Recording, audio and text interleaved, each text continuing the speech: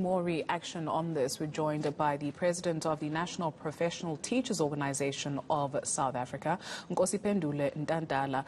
Thank you very much for joining us this afternoon. So you believe that collective punishment or collective responsibility should not be applied here? Yeah, thank you very much and good afternoon. We believe that indeed collective punishment is not fair and appropriate in this regard. Our view is that it should have been those learners that are found to have been in possession of the question papers that are caused to rewrite the papers, and not everybody. And how do you propose that be done? How do you identify those who had gotten papers and those who didn't? The report that has been given to us in terms of the numbers of learners, for example, in mathematics, it is reported that about 195 learners received the question paper out of a 391,000 learners. So our view is that the 195 versus 391,000 does not justify that you should have a national rewrite. We have been reported to that the Hawks are investigating and that cell phones have been confiscated, learners have been interviewed. So our view is that at least one would be able to know the extent to which the paper was spread. And in fact, our view is that at the least, it should be the schools where those learners are that should be made to rewrite the paper. When the Committee on Irregularities sat on the 1st of December, what was Neptos' submission? Our submission was exactly that: one,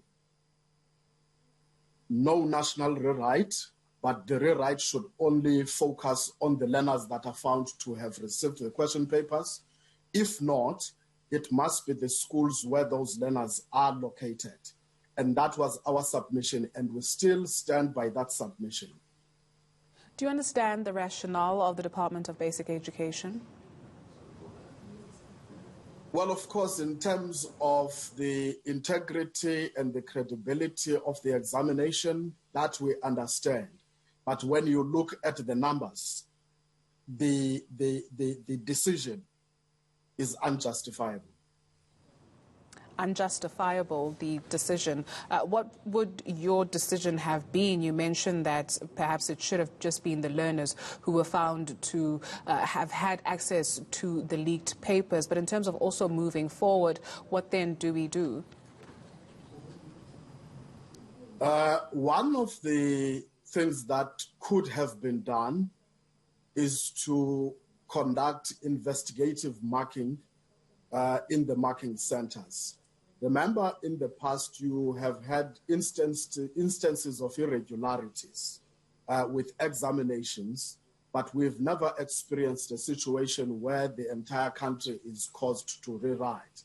But determinations would sometimes be made at the marking center, depending on what comes out from the marking process. And those learners who would be affected in those particular instances would be the ones that are caused to rewrite certain papers. And in fact, in respect of irregularities, policy dictates that certain sanctions must be meted out against offenders who, for one reason or the other, are found to have contravened the regulations relating to examinations. And we thank you for your time this afternoon. President of the National Professional Teachers Organization of South Africa, Nkosiphendule Ntantala.